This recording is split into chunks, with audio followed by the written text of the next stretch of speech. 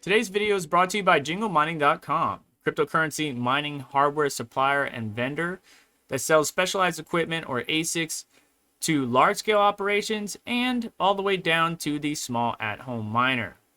They offer products that allow you to mine various cryptocurrencies and algorithms so that way you can earn passive income.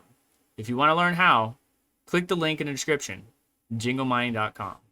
Hey, what's going on, everyone? Vega here for SerpentX Tech, and in this video I want to talk about how the new version of Dynex Solve Miner 2.2.4 has improved hash rate and stabilized power draw. Go over some of the release notes and then talk about profitability in today's video. Now, while I'm focusing on the data, I can't speak to all the different things and allegations and stories or insight that has been provided by many of you. However, I am still investigating on the side and trying to keep an open line of communication with the Dynex team at the same time. So bear with me and let's focus on just the data. Now, the new version of 2.24 did improve some of the issues we were experiencing, like rejected shares, power spikes, so on and so forth. So the release notes does talk about continuous power draw, distributed hashing over multiple CPU threads, so a dual core CPU is going to be taxed even heavier with this update than before. And even the quad core, as you might see with my setup, maybe not everybody's setup, but my setup seems to be running a little bit hot because of all the extra GPUs that I have. They improved hash rate and significantly reduced the amount of rejected shares, which I was getting a lot of rejected shares in the past. So I can validate the power stabilize, hash rates improve, less rejected shares. There are a number of other items here that they've added in this release that you can check out. I'll have it linked down in the description. But moving on, as far as Hive mining, because they do have a release version for Windows, as far as Hive mining, all you really need is this link right here. And I'll go and find the link for the Windows miners, so that way you can go and get it. But if you copy this link, that's what you need to update your flight sheet with. Now, I duplicated my original flight sheet and then came in and edited the new one because I wanted to keep the original miner in there.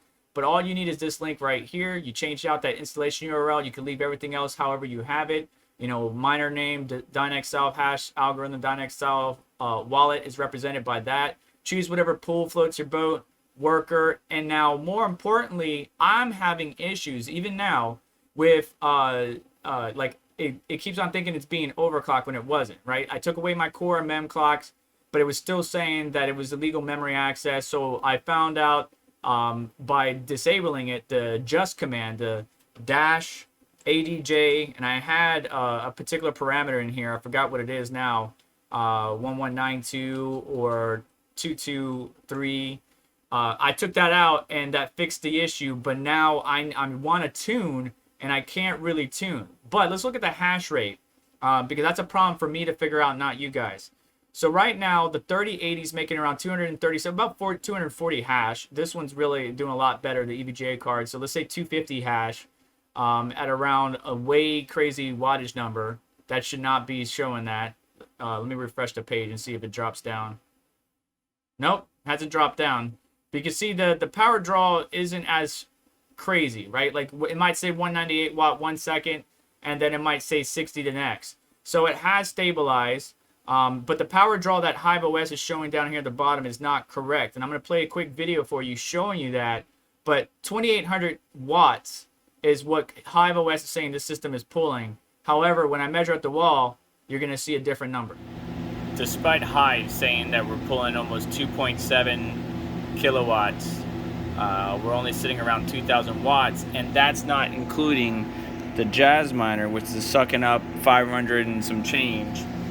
Plus some of the power supplies in the mining rig that are idle. Like the AMD rig is offline, but those power supplies still draw a little bit. So not accurate in Hive, but at the wall, roughly 1600 to 1500 watts is what we're seeing for this one rig.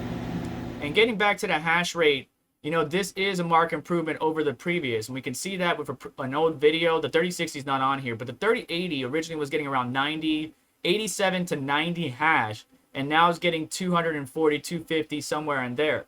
The 2070 is actually, and the 2080 have jumped up quite significantly, and the 20 series did show an improvement. It went from 66, 68 hash all the way up to 163 and 194 respectively. The one that didn't is the 1080 Ti. So the 10 series, even though the 1070 was a pretty profitable card to mine with, it looks like the 10 series aren't getting as much love or aren't showing as significant an improvement as the 20 series, 30 series, and so on, because it's still sitting around the same 100 hash. Originally 100, now it's 90, 101. So it's really the same.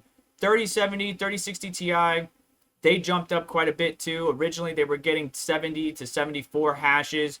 Now they're getting 192 to 172 hashes. And the 3060, which originally, again, wasn't on the system, I moved it over. It was 110 or thereabout, 106 to 110. Now it's getting 166 hashes. And the power draw is still pretty good for the 3060. So 3060 is probably one of the more efficient cards out of all the bunch here. But I'm still testing and tuning. You can see there's no core clock and no mem clock. And that's because of the issues that I was just mentioning earlier. I would get illegal memory access. It would lock up. It would restart.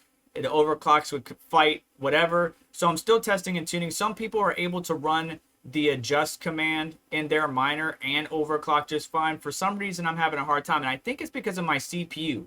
Some of the people that I've been talking to have less than 6 GPUs on one rig, while I have 10. And look at how hot the CPU is getting down here. You will see that it says 100 degrees, right? So this CPU, even though I turned off the auto overclocking feature, is really running warm. And that's because the load is so much higher than what I see others. And that's very odd to me because they're running an i3 quad core while I'm running a i5 quad core. So it shouldn't really make that much of a difference. And my apologies, my work is pinging me. I got to get back to it. But the heat is a concern of mine. Even though it's the bottom rigged with the coolest air, with a fan blowing into it and exhausting the heat hot out towards the top, it's still running warm. So that's a problem that I'm going to have to figure out. So while they resolve some of the issues in this update, there are some new issues popping up. However, we're communicating in Discord, so feel free to jump in there and share your information. As far as profitability, though, it is one of the more profitable coins for this rig to mine. And again, focusing on my GPU rig to mine. So the two 3080s, two 3070s, two 3060 Ti's, one 3060, one 2080, one 2070, and one 1080 Ti. It's in there with the top most profitable. So ALF is at $4.20 before electricity, 36 cents after. Caspa is at $3.76 before electricity, but 55 after, and Nexa 376 and 54 after. When we look at Dynex and calculate his power draw, it's actually at $4.85. So it's at the top of the chart. But if we minus electricity, it's going to be putting us around the 80-cent mark. I calculated the electric costs and everything like that.